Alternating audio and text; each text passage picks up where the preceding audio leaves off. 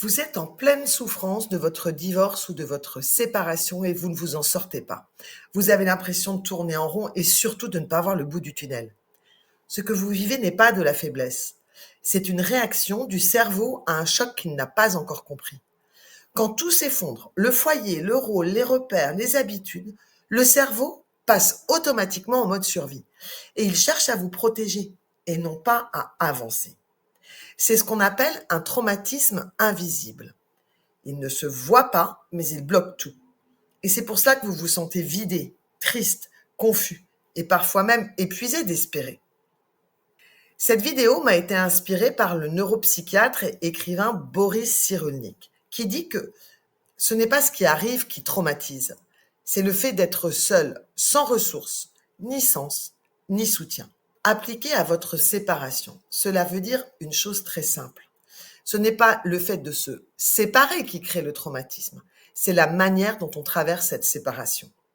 Quand tout s'effondre encore une fois autour de vous, le cerveau, votre cerveau, va chercher du sens. Il veut impérativement comprendre.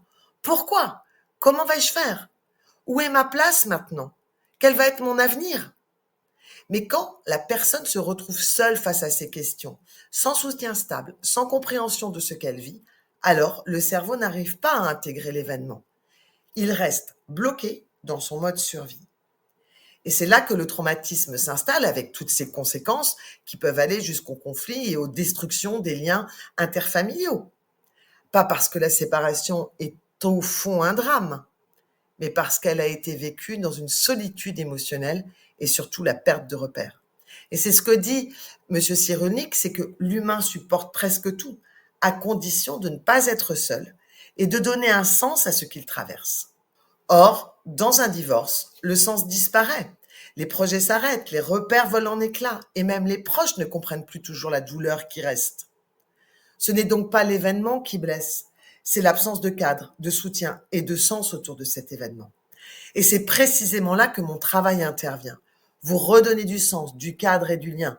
Autrement dit, vous offrir les 3 piliers qui empêchent qu'un choc devienne un traumatisme. Comprendre ce traumatisme, ce n'est pas chercher un coupable. Ce n'est pas dire à qui est la faute.